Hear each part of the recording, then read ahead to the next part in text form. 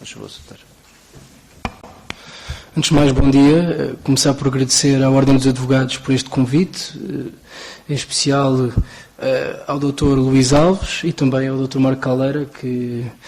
também foi, diria, o principal responsável por estar aqui a falar para vocês hoje. Agradecer também as palavras do Dr. Paulo Graça e sobretudo também, acho que não consigo deixar de dar uma nota sobre o facto de neste momento não estar a exercer advocacia, o que por um lado me dá alguma pena, mas as funções agora assim o exigem, por isso é sempre um gosto regressar à ordem e ainda por cima com o mote que temos hoje, respeitando ao Código dos Contratos Públicos, uma matéria que tenho o gosto de vir a trabalhar nela de alguns anos para cá e por isso esta revisão traz sempre muitas dúvidas, muitas incertezas, muitas divergências e por isso também irei expressar as minhas, algumas certezas, algumas dúvidas e certamente divergências também com o painel e por isso também deixo o repto, caso haja tempo, que o Dr. Marco Caldeira e o Dr. Tiago Serrão depois me convençam facilmente de que estou errado quanto àquilo que vos vou dizer. Eu, se me derem 20 segundos, vou passar ali para a apresentação, para iniciarmos o tema que diz respeito aos impedimentos e o self-cleaning, para que consigam seguir os slides e a apresentação e para que isto seja um pouco mais dinâmico.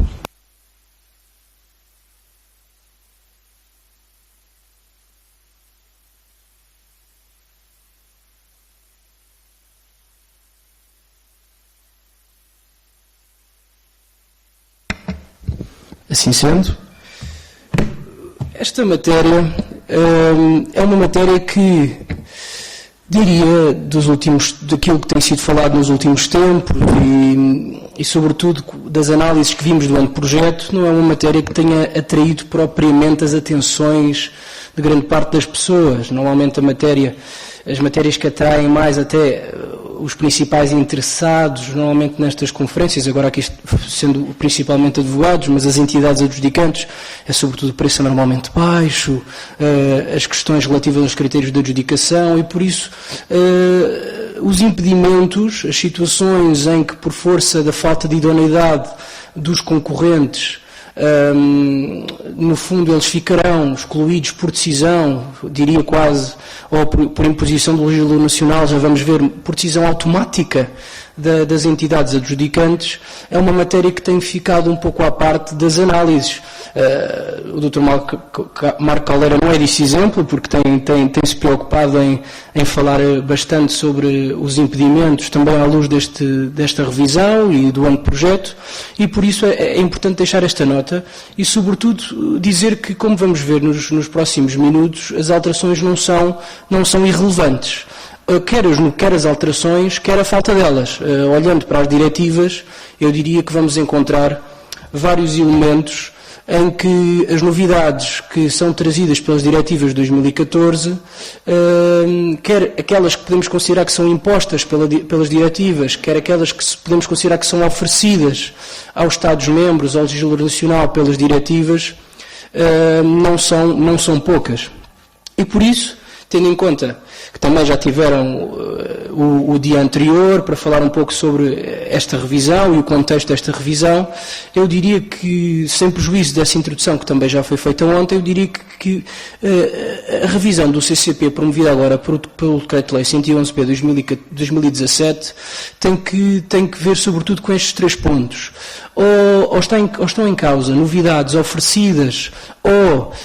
não oferecidas, mas impostas pelas diretivas, ou o legislador preocupou-se em modificar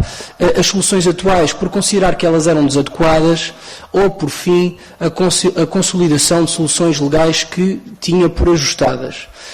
Veremos que, em matéria de impedimentos, o que se verifica é sobretudo os dois primeiros. Ou as alterações advêm diretamente das diretivas, ou então houve uma preocupação de fazer um ajuste àquilo que eram as soluções já vigentes no Código dos Contratos Públicos, por se considerar que elas eram desajustadas, quer desde a versão inicial, quer das posteriores alterações, que também vamos ver que houve em algumas das alíneas, já agora, do artigo 55, que é o artigo que está aqui primordialmente em causa no Código dos Contratos Públicos, aquele que tem o elenco, diríamos, taxativo dos impedimentos, e depois haja a discussão se nas peças do procedimento se pode incluir mais, se não pode, há quem diga que determinados impedimentos seria possível, mas essa é uma discussão diferente de que à partida teremos aqui hoje. E por isso, visto que também a matéria é muita, os pontos a abordar são muitos, eu deixava-me de introduções e passaria então a percorrer no fundo os diversos impedimentos, começando pela alínea A, que como bem sabem, diz respeito aos impedimentos insolvenciais, ou seja, as situações nas quais o concorrente ficará excluído dos concursos públicos, dos procedimentos pré-contratuais, por força de não demonstrar solvabilidade para a execução do contrato, no fundo, no momento ainda anterior a sequer à adjudicação, e algo que vai ser, à partida, analisado no relatório preliminar. Na verdade, o concorrente terá que ficar excluído se verificar algum impedimento de natureza insolvencial, como podem bem ler na alínea A. O que é que se passou nesta matéria? No anteprojeto, esta linha vinha inalterada. Não havia qualquer referência a uma alteração à linha A, e por isso no anteprojeto, que bem conhecem do Código dos Contratos Públicos, não havia qualquer alteração prevista a esta linha A, e na verdade as diretivas, à partida, não impunham, até porque não houve uma mudança material nesta matéria nas diretivas, e por isso o legislador, no anteprojeto, não fez qualquer alteração, e por isso, como podem ver na apresentação, a linha estava intacta no anteprojeto do Código dos Contratos Públicos. Se deveria estar intacta, a meu ver, não. E por isso, ainda na análise que há um ano foi feita ao anteprojeto, deixámos algumas notas sobre aquilo que deveria ter sido alterado nesta alínea A. O primeiro ponto de dúvida tinha que ver com a parte final da versão anterior da alínea A, em que excluía de uma situação de impedimento os concorrentes que estão sujeitos a plano de insolvência. Os concorrentes que estão abrangidos por plano de insolvência. Ora, aqui a evolução no direito insolvencial foi mais rápida do que aquilo que o legislador fez no Código dos Contratos Públicos, e por isso a linha tinha algumas incongruências. Por exemplo, à luz do CIR, nem todos os planos de insolvência, como bem saberão lá do censo, são planos que têm como finalidade a extinção da empresa ou a extinção do património e a cessação da atividade. O CIR hoje em dia distingue planos de insolvência que são efetivamente plano tendente à cessação da atividade e plano de insolvência que adota o nome de plano de recuperação. E por isso esta era uma alteração que na altura achámos que deveria ser feita. Outro dos pontos é que isto também era incongruente, porque o legislador dizia, não, o concorrente pode participar nos concursos, pode participar nos procedimentos, se estiver sujeito a plano de insolvência. Mas se tiver um processo de insolvência pendente, não pode. Ou seja, o plano já estava aprovado, então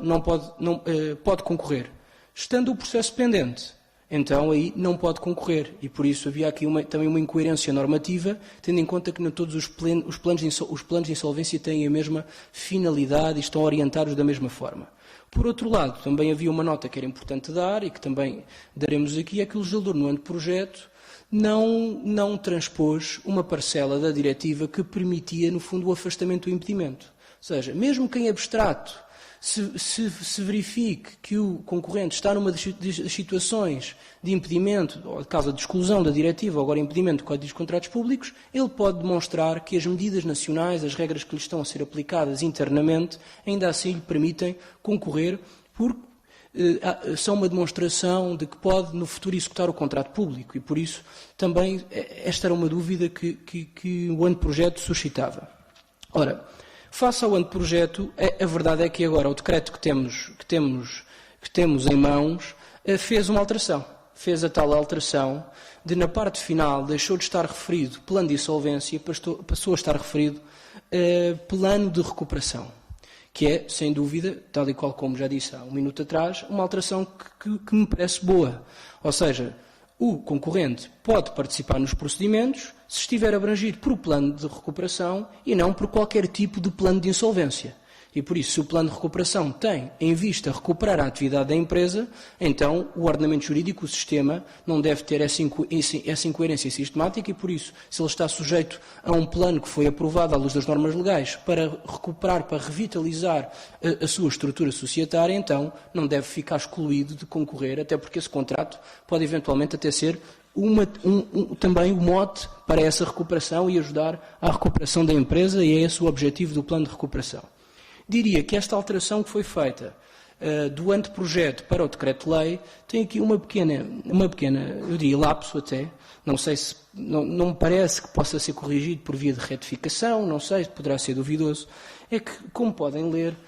aquilo que está redigido, o elemento literal da alínea A na parte final, que está aqui marcada a negrito, diz,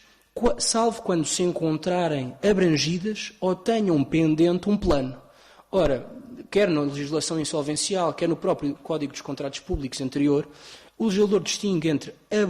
o concorrente estar abrangido pelo plano ou estar pendente um processo tendente à aprovação de um plano. E por isso,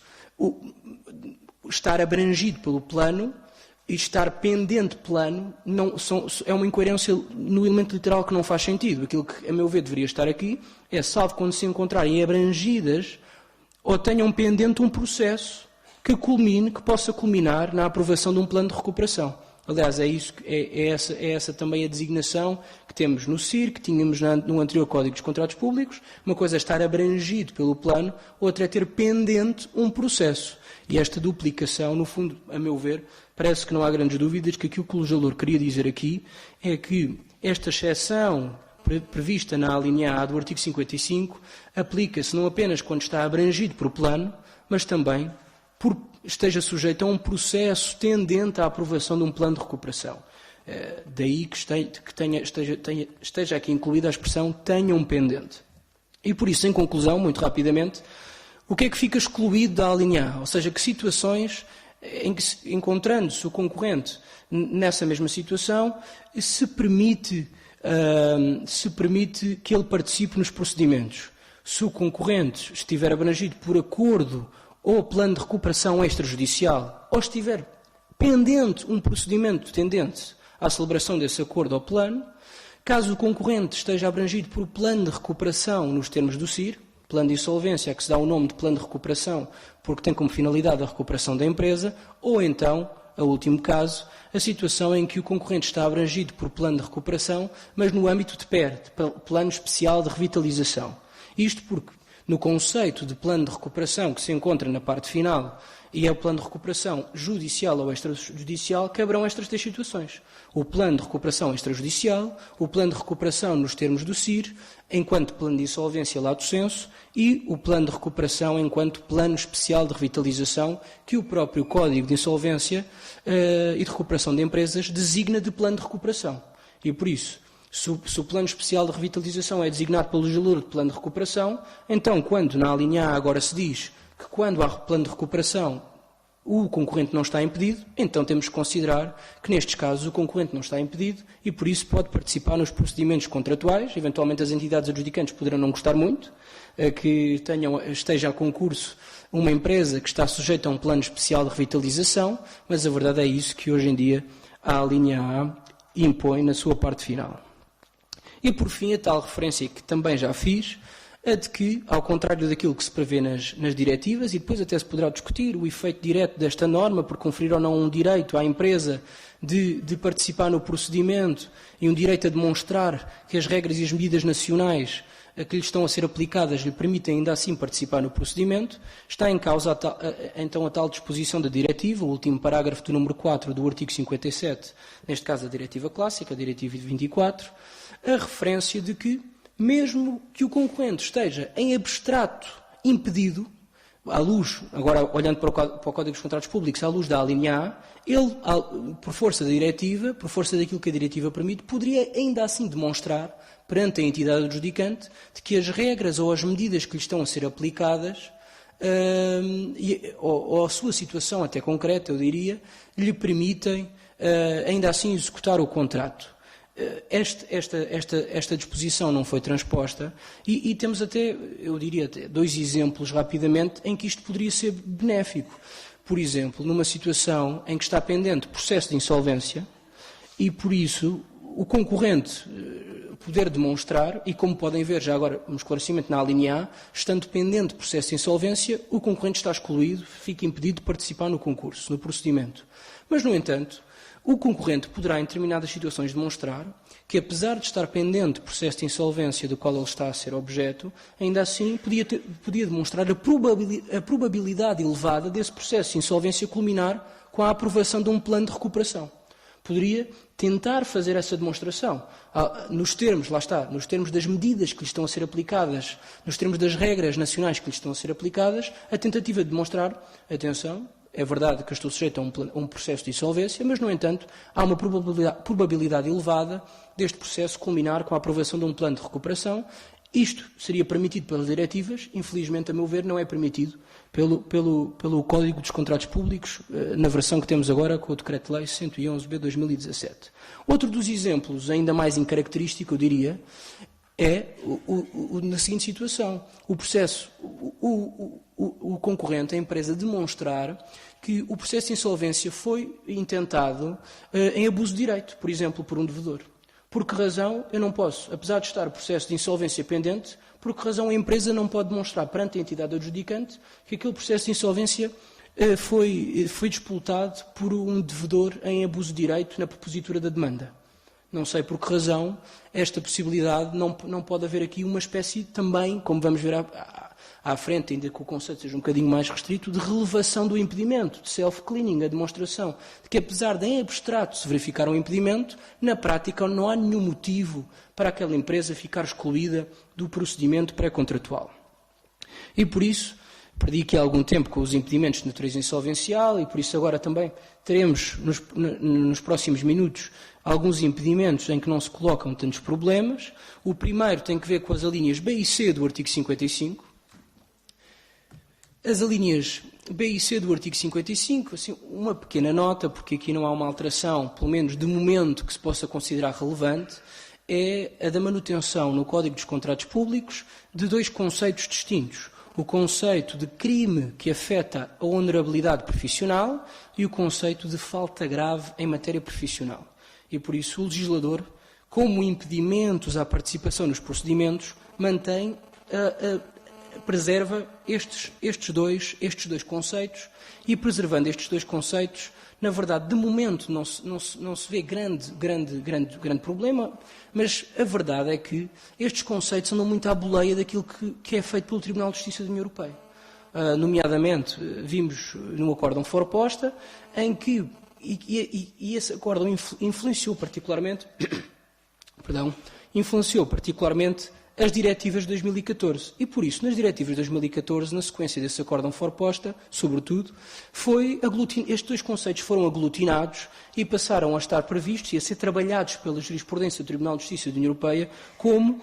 falta profissional grave que põe em causa a idoneidade do concorrente. E, no fundo, à luz do direito da União Europeia, este é um conceito de chapéu que agora abarca quer as situações de ilícito criminal, quer as situações de ilícito não criminal, mas que também afetem a honorabilidade profissional dos concorrentes. E por isso, de momento, isto não tem consequências de maior, ou seja, o legislador, ao contrário daquilo que está nas diretivas, preservou as duas alíneas, a linha B e a linha C, separando os dois conceitos e as duas situações de ilícito criminal e ilícito não criminal. A verdade é que agora o conceito utilizado no direito da União Europeia é um conceito mais amplo, que abarca as duas figuras, e por isso a questão que se poderá colocar no futuro é a que medida o Código não ficará atrasado face à evolução da jurisprudência do Tribunal nesta matéria,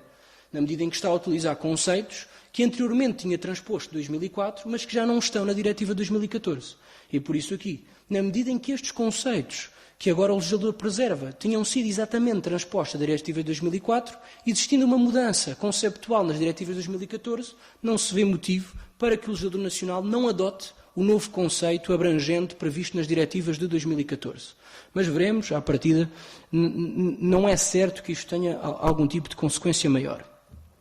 Outro dos pontos que agora rapidamente também abordamos, até porque os impedimentos e as novidades ou a falta delas não são poucos, diz respeito às alíneas D e E do artigo 55. O que é que está em causa nas alíneas D e E do artigo 55? São as famosas alíneas relativas à falta de contribuição às dívidas perante a autoridade tributária e a segurança social. Um concorrente que se encontre com dívidas junto da AT ou da Segurança Social fica então impedido de participar nos procedimentos pré-contratuais por força das alíneas D e E do artigo 55.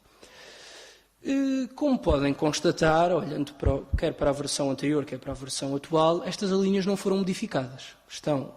tal e qual nos termos do Decreto-Lei 111/2017, tal e qual como estavam na versão ainda em vigor,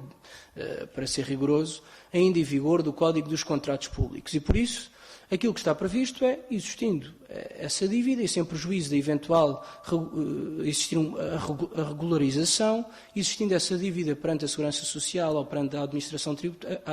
Tributária ou a Autoridade Tributária, o concorrente fica impedido de participar nos procedimentos pré-contratuais. Há novidades nas diretivas sobre este aspecto? Há, e elas não foram tidas em conta, como podem constatar, tendo em conta que os preceitos estão inalterados, elas não foram tidas em conta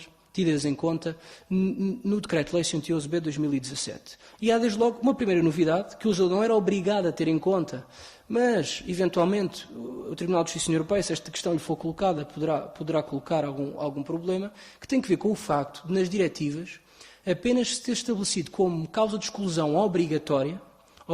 para os Estados-membros e para as entidades adjudicantes depois na decisão do procedimento, quando as dívidas perante a Segurança Social e a Autoridade Tributária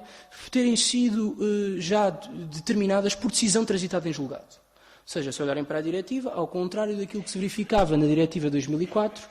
este impedimento só é um impedimento obrigatório, automático, caso haja uma decisão transitada em julgado, uma decisão definitiva sobre a existência destas dívidas. E a situação em que há dívidas perante a Autoridade Tributária e a Segurança Social, mas não há uma decisão definitiva sobre a existência dessas dívidas e a obrigação de satisfação dessas obrigações, não é tido pelas diretivas de 2014 como um impedimento automático, um impedimento obrigatório. Ficaria ao critério dos Estados-membros e das entidades adjudicantes, isto em dois passos, não é? Primeiro, os Estados-membros transformam. Aliás, esta é uma questão que depois até eu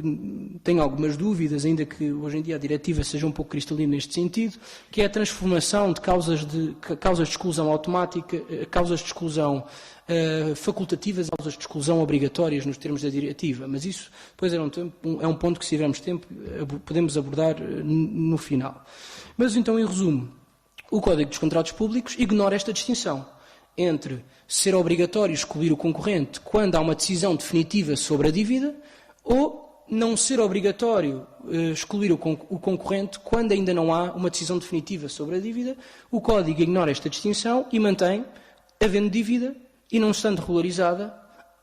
o concorrente está impedido de participar nos procedimentos pré-contratuais. Com cariz, diria eu, um pouco mais gravoso, porque aqui já poderemos entrar num campo de desconsideração dos próprios fins previstos na diretiva e nos seus considerandos. E aqui o Dr. Marco Caldeira, certamente, também no restante, mas terá uma palavra a dizer, e que em conversa também online sobre este ponto, num sítio que temos recentemente sobre o Código dos Contratos Públicos e os contratos públicos no global, fez comentários acerca desta matéria e, a meu ver, muito proveitosos. Porque, na verdade, a diretiva prevê que nas situações em que, por exemplo, os montantes da dívida sejam irrisórios, sejam muito baixos, por absurdo €1, que os concorrentes não sejam excluídos. E, por isso, isto tem que ver com a finalidade das diretivas não só de preservar e promover a concorrência, como também nos considerandos, sobretudo no considerando 102, de considerar que as entidades só podem ser excluídas por motivos que sejam razoáveis à luz do princípio da proporcionalidade. E por isso não pode haver exclusões que sejam excessivas, tidas como excessivas à luz do princípio da proporcionalidade. E por isso, um dos exemplos que é dado nas diretivas é precisamente o caso em que a dívida é de valor irrisório. Será que uma empresa que tem uma dívida de €15 à Segurança Social deve ser impedida de participar num concurso público? E essa no fundo, é a dúvida colocada pela diretiva, mas é uma dúvida que a diretiva dá uma resposta. A intenção do legislador comunitário não deve ficar impedido e deve participar nos procedimentos pré-contratuais. Outro exemplo que é dado da diretiva e que também poderia ter sido admitido no Código dos Contratos Públicos e não foi, é o exemplo no qual o concorrente só toma conhecimento, só é notificado de que tem uma dívida, por exemplo, no último dia para a apresentação das propostas, no último dia do prazo para apresentar a proposta. E por isso, o que é que ele faz? Preenche a declaração do anexo 1 a dizer que está impedido? Quando nem sequer teve tempo para regularizar a dívida? E por isso eu diria que nestes casos até se poderá colocar a questão da regularização acontecer a posteriori, após a apresentação da proposta, e aí eu diria que a entidade adjudicante terá até o dever de aceitar a proposta, ainda que, como vejamos, o artigo 55A, ao contrário do que estava no anteprojeto, agora está limitado a determinadas alíneas e, por isso, não é possível relevar impedimentos nesta matéria. Mas retomando aqui o meu raciocínio, na verdade, estas possibilidades, por exemplo, dívida irrisória, ser notificada a dívida no último dia do prazo para a apresentação das propostas, são novidades presentes na diretiva que têm, em termos teleológicos, uma finalidade muito presente, que é a da promoção da concorrência e de evitar exclusões que sejam desproporcionadas, e elas não foram previstas em concreto nesta versão do Código dos Contratos Públicos, nem sequer se admitiu uma aplicação do regime da relevação dos impedimentos aos casos das linhas D e E, como podem constatar no número 2 do artigo 55A, que já vamos ver mais à frente. E por isso, esta é uma matéria que eventualmente o legislador, a meu ver, poderia ter ido melhor ao consagrar esta possibilidade de afastar uma causa de exclusão que me parece manifestamente desproporcionada nestas duas situações e outras que lhes sejam equiparadas. Rapidamente, até porque no final temos algo ainda mais diria, enquanto novidade de maior relevo para abordar, passamos para a linha I, que corresponde à anterior a linha J do Código dos Contratos Públicos e que, no fundo, aqui, curiosamente, o sistema, a cronologia foi diferente. Estamos perante uma linha em relação à qual o legislador nacional se antecipou face às diretivas comunitárias. Na verdade, esta linha que prevê o impedimento nos casos em que a participação de um concorrente na fase de elaboração das peças do procedimento possa promover o falseamento da concorrência, é uma linha que já se encontrava no Código dos Contratos Públicos, daí a referência à anterior à linha J, mas só agora vem nas diretivas, só agora está prevista nas diretivas e por isso aqui é um caso em que o legislador nacional se antecipou, até houve uma alteração para não tornar isto impedimento automático e houve a influência também do memorando da Troika na imposição do modo como esta linha está aqui presente e configurada, mas o tempo escasseia e teremos que avançar, mas no fundo é para vos dar sobretudo algumas notas. A primeira é de que esta exclusão não é uma exclusão automática. Cabe à entidade adjudicante tomar medidas menos gravosas que a exclusão nos casos em que há a participação do concorrente na fase prévia do procedimento, neste caso, eventualmente na consulta preliminar de mercado, que será sobretudo a situação que estará aqui agora pensada, e por isso cabe à entidade adjudicante, antes da exclusão, ponderar a tomar medidas menos gravosas, tais como elas estão, uma delas, a título exemplificativo, está prevista na diretiva, ou está referida na diretiva, e também ficou no Código dos Contratos Públicos, que tem que ver com, por exemplo, a disponibilização a todos os concorrentes das informações que foram trocadas previamente entre esse concorrente que está em abstrato sujeito ao impedimento e a entidade adjudicante. E por isso, veremos até que ponto esta linha terá aplicação, veremos até que ponto os operadores económicos estão disponíveis para participar numa consulta preliminar de mercado, sabendo que depois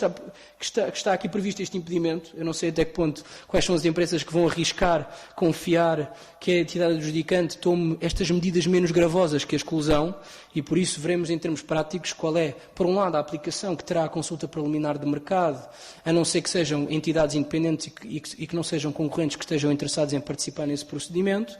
e, por outra, em que medida é que a entidade adjudicante vai tomar efetivamente medidas menos gravosas que não a exclusão imediata de quem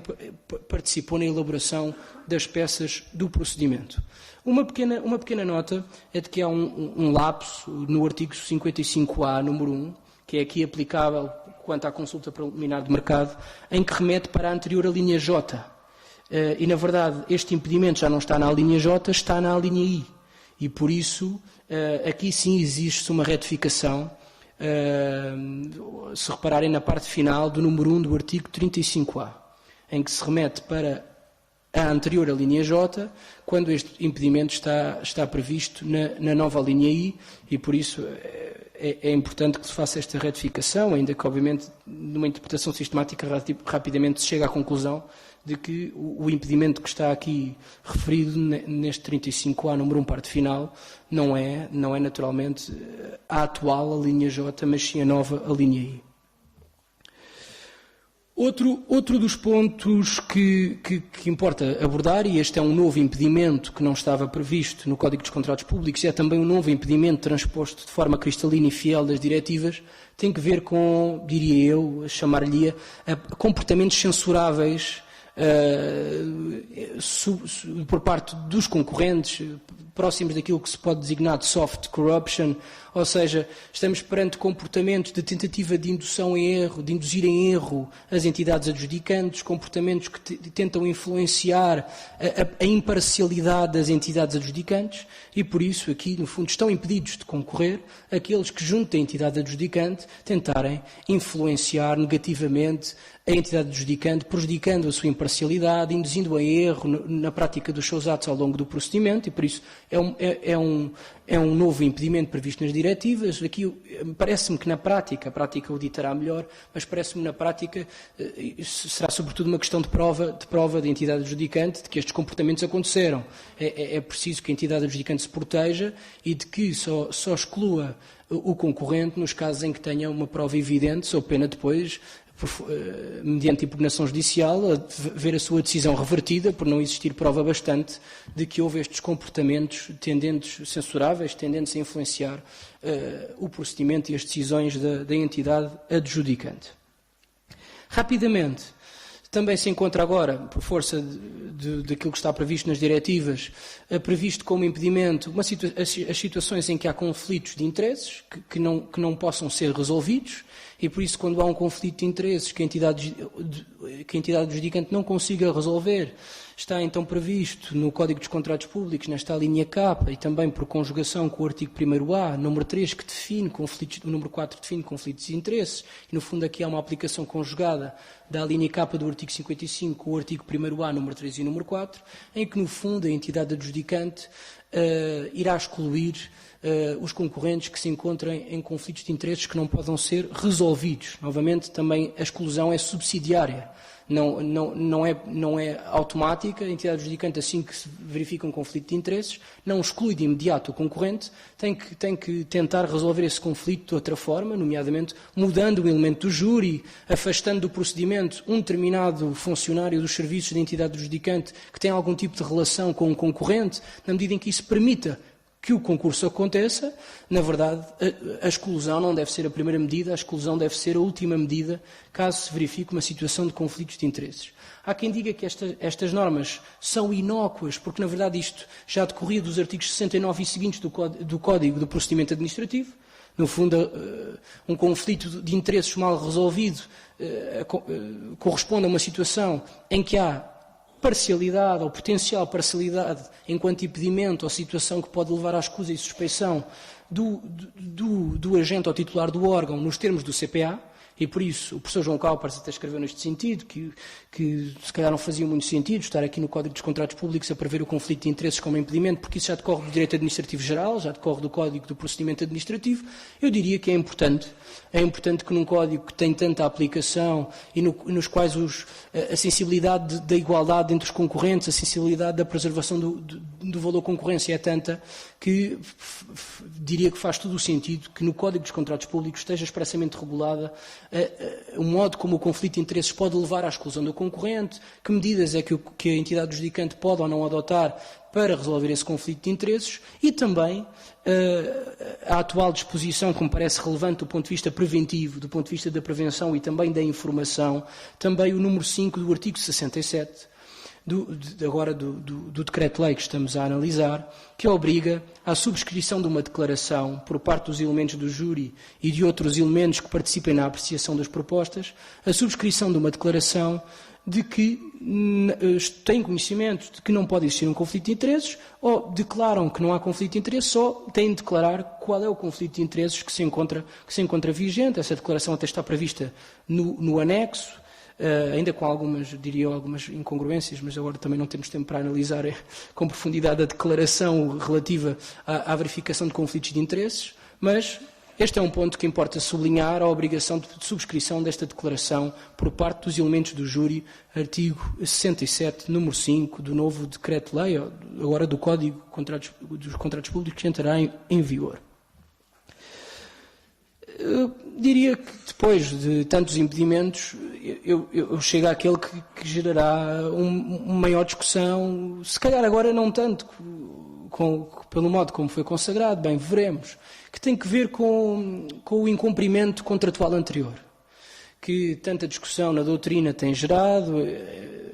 ainda muito anterior, naturalmente, a estas diretivas e a esta revisão, que tem que ver com a possibilidade das entidades adjudicantes excluírem os concorrentes, excluírem empresas de um determinado procedimento pelo facto de se ter verificado em procedimentos, ou na execução, diria melhor, na execução de contratos públicos anteriores, que não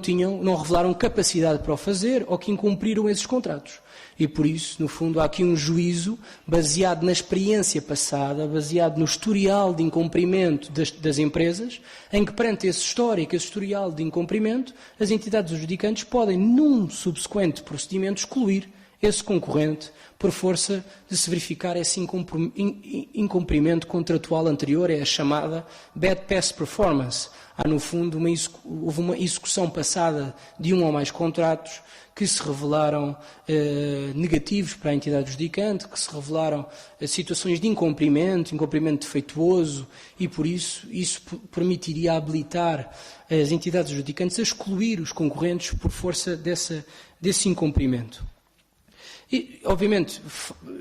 esta discussão também surge porque esta causa de exclusão está agora prevista nas diretivas de 2014, e por isso a grande discussão também tida à luz do anteprojeto foi o modo como o legislador no anteprojeto pensou esta causa de exclusão, transformando-a em mera contraordenação.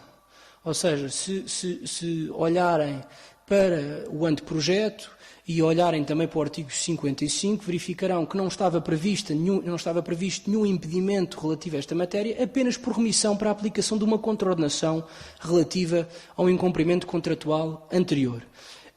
Há muita discussão sobre o modo como isto em abstrato pode ser colocado. Aliás, o Dr. Marco Calera tem um artigo relativamente recente sobre o tema, nomeadamente sobre se deve ser uma causa de exclusão da proposta, se deve ser algo relativo à idoneidade ou não do concorrente, sendo algo relativo ao incumprimento contratual, se não deveria ser resolvido pela caução, pelo aumento do valor da caução. A verdade é que as diretivas, a meu ver, foram muito claras. As diretivas,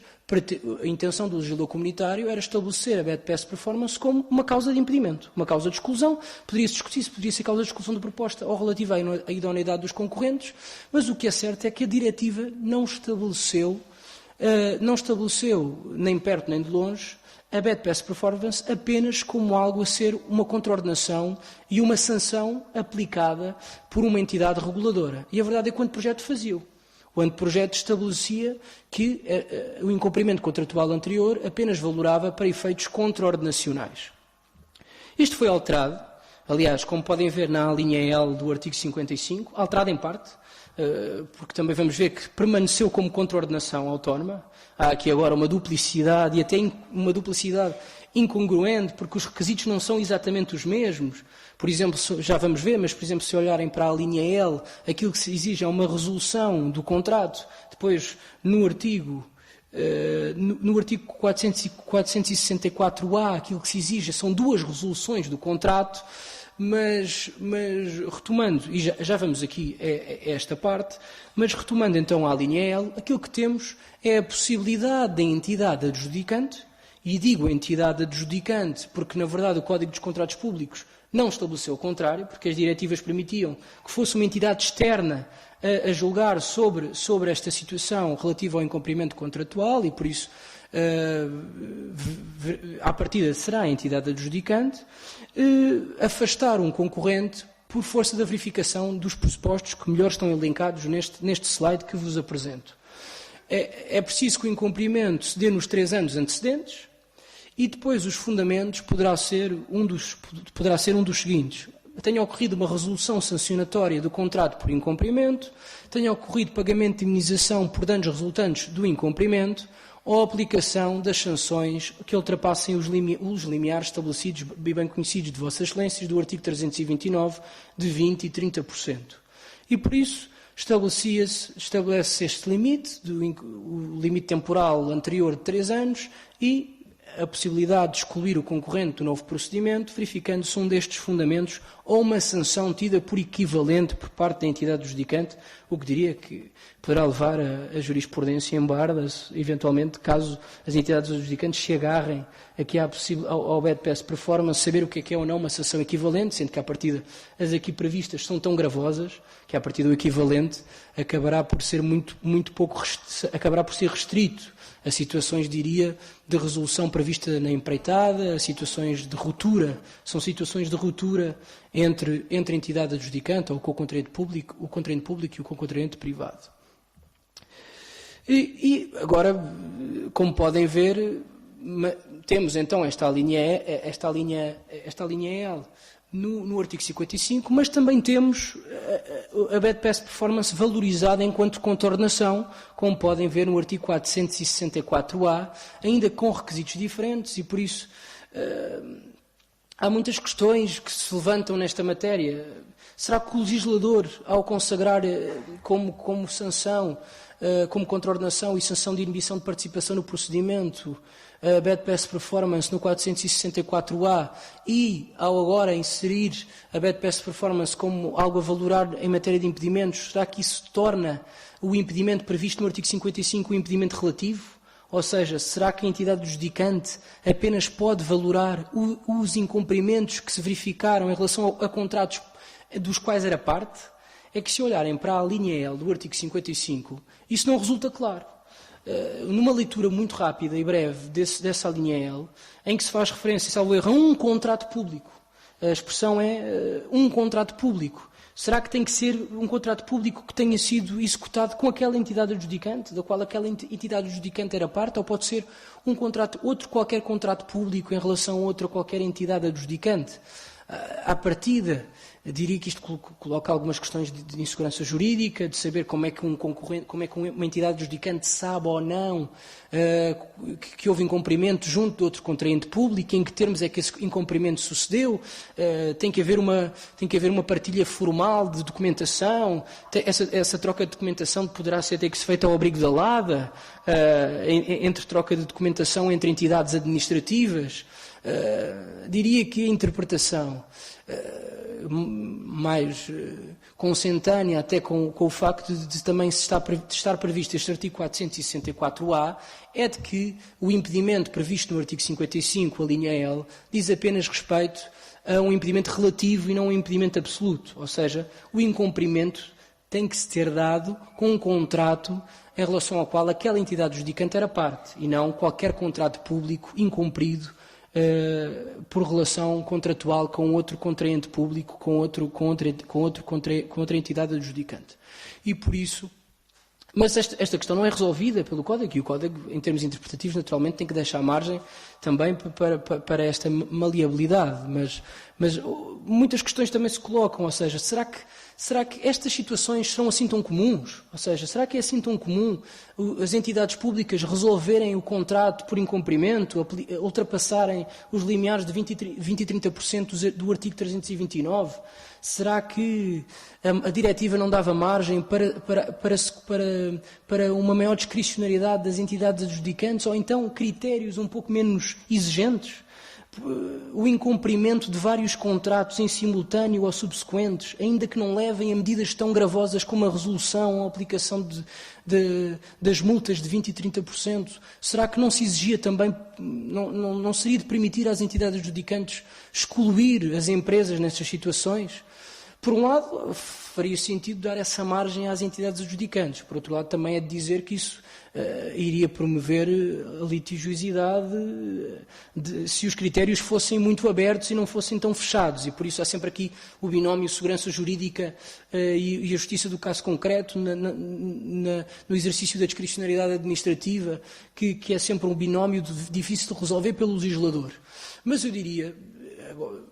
as entidades adjudicantes dirão melhor e os dados estatísticos dirão melhor. Eu diria que as situações em que uma entidade adjudicante, um contraente público, resolve um contrato por incumprimento definitivo ou há o efetivo pagamento de uma indenização por força de danos resultantes do incumprimento, ou ultrapassa os limiares de 20% e 30% de multas estabelecido no artigo 329, são casos muito, muito reduzidos. Estatisticamente, diria que, não tenho dados nesse sentido, mas eu diria que não serão muitos. E por isso, esta transposição da Bad Past Performance é de antever, num juízo de prognose sobre o modo como esta linha está construída, de que, na verdade, não vai ser aplicada muitas vezes pelas entidades adjudicantes. Tendo em conta o limite de 3 anos, que também era um limite que aí o legislador nacional não tem culpa, que era um limite que também estava, não tem culpa, entre aspas, estava previsto nas diretivas, é um limite que estava previsto nas diretivas, mas eu diria que dificilmente as entidades adjudicantes darão muita aplicação a esta linha L. Para me contradizer, numa conferência há 2 ou 3 dias, assim que eu acabei a minha intervenção, houve uma funcionária de uma entidade, de uma empresa que me disse: nós tivemos uma resolução por incumprimento definitivo e por isso agora queremos saber como é que vai ser aplicada esta linha L. E por isso também as minhas palavras em termos de juízo de prognose podem ficar logo demonstradas logo à partida. Assim que acabei de dizer isto, houve alguém que me disse: nós tivemos há 2 dias uma resolução por incumprimento definitivo e por isso se calhar a linha até terá mais aplicação do que aquilo que eu estou a pensar. Por fim, já vos estou a amassar muito, eu sei, e por isso não quero continuar nesta senda, sob pena de saírem por porta fora, ainda que as intervenções subsequentes serão certamente muito melhor que a minha, e por isso fiquem. Diria que terminamos com a principal novidade, que tem que ver com a relevação dos impedimentos. Ou seja, a possibilidade, agora conferida pelas diretivas e que também já era discutida há alguns anos, até porque alguns Estados-membros, independentemente de tal não estar expressamente previsto nas diretivas, já tinham previsto na sua legislação nacional um regime de self-cleaning, nomeadamente o caso mais paradigmático é o caso da Alemanha, mas noutros países, como a Áustria, também já tinham medidas de self-cleaning. Então o que é que isto quer dizer? Esta coisa do self-cleaning e que a tradução, diria eu que foi uma tradução, pode não ter sido, até pode ter sido no uso da margem da transposição das diretivas, relevação dos impedimentos, ou se quiserem até o autossaneamento. O que é que está em causa? No fundo, numa situação, aliás, em parte já abordámos aqui isto quanto aos impedimentos insolvenciais e quanto às dívidas à autoridade tributária e à segurança social, ainda com contornos um bocadinho diferentes. O que é que está em causa? No fundo, são situações em que, apesar de, em abstrato, o concorrente estar impedido, ou seja, agora pensando mesmo na prática, olhando para as alíneas do artigo 55, o concorrente encontra-se numa daquelas situações, e por isso, a partir dele, estaria excluído de participar no procedimento. Na verdade, ele pode, em concreto, no seu caso concreto, na sua situação concreta, demonstrar perante a entidade adjudicante que o motivo de consagração daquele impedimento não é prosseguido pela sua exclusão. E por isso pode demonstrar que, na verdade, ele está apto, é idóneo à execução do contrato, é idóneo à participação do procedimento. E por isso, em abstrato, verificando-se o impedimento, em concreto, ele não se verifica. No fundo, é um pouco isso. E por isso, as empresas, os concorrentes, os operadores económicos podem demonstrar que tomaram medidas que, no fundo, afastaram a verificação do impedimento, que demonstram que, em termos finalísticos, não faz sentido essa exclusão. E, por isso, há aqui, então, uma margem para o operador económico, junto das entidades adjudicantes, demonstrar que, no seu caso concreto, ele não deve ser impedido, ainda que em abstrato se verifique uma das causas das alíneas do artigo 55. Isto está, como podem ver, previsto nas diretivas de 2014, neste caso a citação ou a transcrição é da diretiva clássica, o número 6 do artigo 57, e aquilo que vemos no Decreto-Lei 111b de 2017 é um pouco diferente, sobretudo, diria eu, no âmbito. O artigo 55A, número 2, identifica em concreto os impedimentos em que é possível self-cleaning, ou os impedimentos em que é possível, apesar de se verificar em abstrato esse impedimento, o operador económico demonstrar que já tomou as medidas que afastam a necessidade de excluir o concorrente. Isso são, na totalidade, ou sobretudo, à exceção da previsão da Best Performance, são sobretudo situações em que houve uma decisão que colocava em causa a sua honorabilidade profissional, ou então situações de prática de outros crimes, também previstos no artigo 55, como crimes de corrupção, branqueamento de capitais, em que permite-se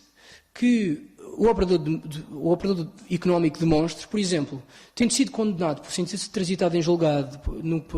pela prática de crime de corrupção, permite-se, e uma nota muito importante, e que nessa decisão, um dos elementos da decisão condenatória não seja a inibição de participar nos procedimentos. Portanto, realmente,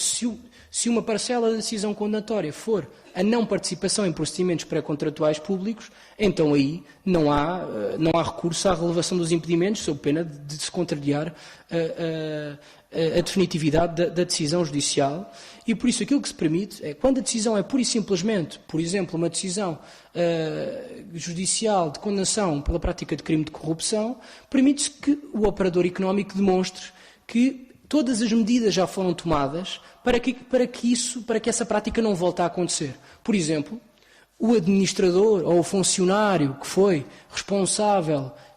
ou o agente direto na prática desse crime foi afastado.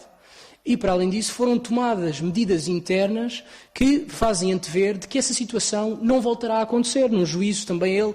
probabilístico, um juízo de prognose. E, por isso, é permitido aos operadores económicos fazerem esta demonstração. Isto na Alemanha teve alguma aplicação, e sobretudo pensado nos casos de grandes grupos económicos, em que, por exemplo, há um determinado departamento regional em que houve efetivamente um caso de branqueamento de capitais, e as empresas podem demonstrar que esse departamento, já tendo sido, permitam a expressão, limpo, as pessoas que foram responsáveis, diretamente responsáveis por esse ilícito foram afastadas, o departamento foi renovado, foram aprovadas medidas internas que no fundo, medidas preventivas para que essa situação não volte a acontecer, apesar de se verificar um impedimento, porque foi tomada uma decisão transitada em julgado pela prática de crime de corrupção, na verdade permite-se, caso haja a demonstração de que estas medidas foram tomadas, que a entidade adjudicante decida pela admissão do concorrente no procedimento. Algumas notas. Eu não sei até que ponto as entidades adjudicantes se sentirão muito confortáveis no exercício deste poder,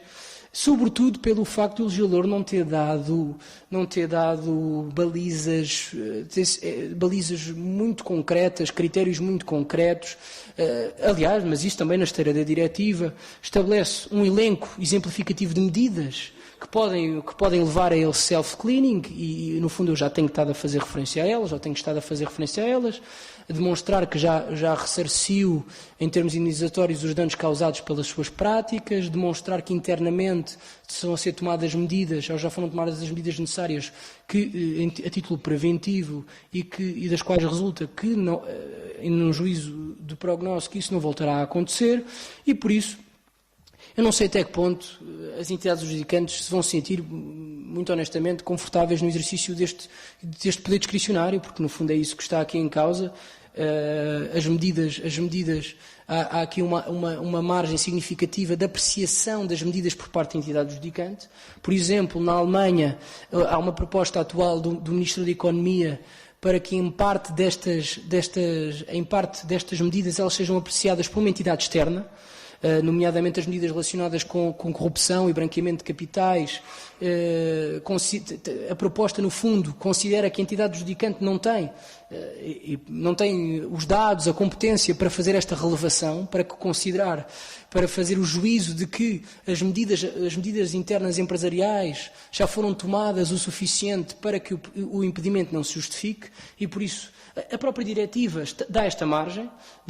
no considerando, salvo erro, 103 ou 102 parte final, agora não tenho bem presente, diz-nos que esta apreciação que está prevista no artigo 55A pode ser feita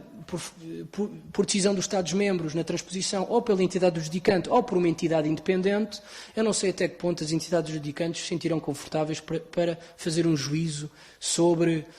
o modo como o impedimento foi ou não relevado nestas matérias. Mas, caso se sinta confortável no exercício deste poder, a obrigação de fundamentação aqui é a chave. Ou seja, porque quer seja, diria eu, uma decisão em sentido negativo, uma decisão em que não aceita as medidas apresentadas, quer seja uma decisão em sentido positivo, em que no fundo concorda que essas medidas apresentadas lhe permitem ao concorrente relevar o impedimento, essa decisão tem que ser particularmente bem fundamentada, e não preciso dizer porquê, porque naturalmente, independentemente do seu sentido, quer seja uma decisão de que não aceita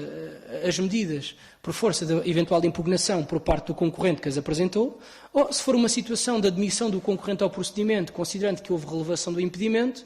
a impugnação por parte dos restantes concorrentes, em que em abstrato verificam que o concorrente está impedido, mas que viu estas medidas de self-cleaning admitidas pela entidade adjudicante. Um dos pontos que me parece, a meu ver, um pouco grave, pelo menos até ao momento, o legislador nada ter previsto, tem que ver com o momento, o quando e como de invocação destas medidas de self-cleaning.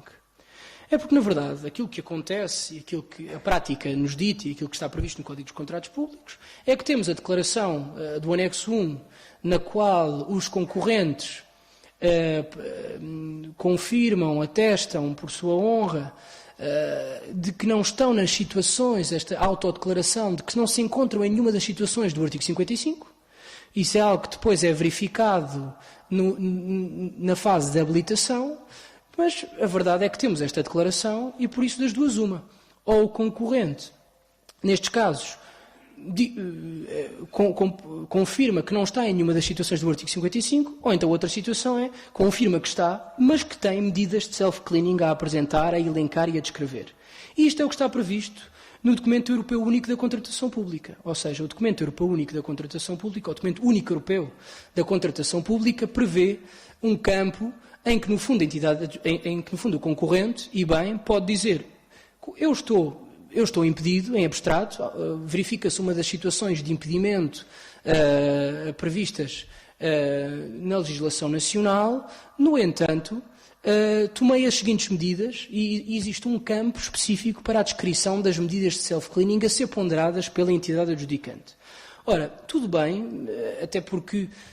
à luz do Decreto-Lei 111/B de 2017, quando a adjudicação dos contratos está acima dos limiares comunitários e é obrigatória a consideração das diretivas, é obrigatória também a utilização por parte dos concorrentes do Documento Único Europeu da Contratação Pública. Ou seja, quando o procedimento contratual ultrapassa os limiares comunitários, é obrigatório o uso pelos concorrentes do Documento Único Europeu da Contratação Pública. O problema está no facto de, abaixo dos limiares, não só não ser obrigatório, como o legislador expressamente estabeleceu que aquilo que é utilizado é a declaração do anexo 1. Ou seja, nem sequer há aqui uma faculdade dos concorrentes de escolher entre a utilização da declaração europeia ou a declaração do anexo 1, e por isso, se olharem para o anexo 1, na versão do Decreto-Lei 111/B de 2017, ele não prevê nenhum campo para a invocação das medidas de self-cleaning. E por isso, vejamos o seguinte: numa situação em que o procedimento se encontra abaixo dos limiares e que, em abstrato, o concorrente está numa situação de impedimento, mas quer invocar as medidas de self-cleaning ao abrigo do artigo 55A, quando é que o faz?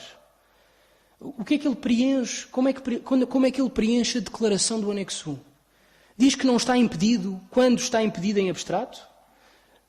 pode-se colocar a seguinte situação, na verdade está a prestar falsas declarações, porque ele está impedido, em abstrato está-se a verificar uma situação do artigo 55, mas aquilo que ele diz, aquilo que ele considera é que em concreto tomou medidas que afastam esse impedimento.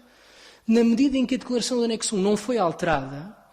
não vejo outra solução senão agrafar, não é? Isto em jeito de piada, junta-se a declaração do anexo 1 e agrafa-se a dizer, bem, mas nós invocamos medidas de self-cleaning, outra folha. Mas, quer dizer, o Código dos Contratos Públicos é sempre tão exigente e bem em matéria de documentação e agora não prevê quando, como, não digo onde, porque não se coloca, mas quando e como invocar as medidas de self-cleaning. Na verdade, elas vão ser apreciadas, diria eu, na fase da avaliação da proposta, em sede de relatório preliminar, sujeição à audiência prévia, relatório final, isto pensando no procedimento base e normal, mas na verdade, sinceramente, não tenho resposta para vos dar, muito francamente, porque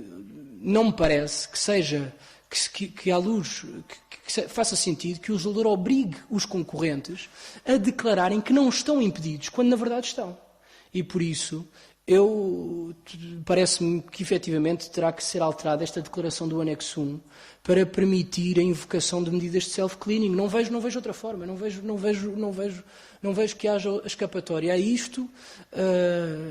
Vamos ver se essa alteração vai ser feita ou se vai passar. Depois de jurisprudência, já agora diria, depois de jurisprudência tão apertada sobre modificações ou não à declaração do anexo 1, a discussão que houve sobre se pode alterar uma vírgula, se pode alterar uma palavra, agora o anexo 1 não foi alterado em consonância com o artigo 55A. Então e agora junta-se uma folha? Junta-se uma folha à declaração, vai o concorrente prestar falsas declarações a dizer que não está impedido e só depois de ser notificado do relatório preliminar é que vai dizer eu na verdade disse que não estava impedido porque tenho aqui medidas de self-cleaning para apresentar. E por isso, em sede da audiência prévia, vai invocar que não estava impedido porque, afinal, tenho medidas de self-cleaning e, por isso, invoco-as agora em audiência prévia após ser notificado o relatório preliminar. Meus caros, não sei, vamos ver se vai ser alterada ou não esta declaração do anexo 1, alterada pelo legislador, não pelos concorrentes. Eventualmente, as entidades judicantes, nas peças do procedimento, passarão a exigir nos documentos que devem ser juntos com a proposta, a exigir o documento relativo às medidas de self-cleaning, se calhar é uma alternativa provisória, à falha do legislador. A meu ver, é uma falha, eventualmente outros poderão ter outro entendimento, ainda que aqui não me parece que haja grande margem, mas veremos como é que esta situação será resolvida. Meus caros, macei-vos imenso, certamente já estarei fora do tempo e por isso muito obrigado. Qualquer coisa tem o meu contacto nesta apresentação que vos será disponibilizada e agora sentar-me-ei para ouvir com outra propriedade o Dr. Marco Caldeira.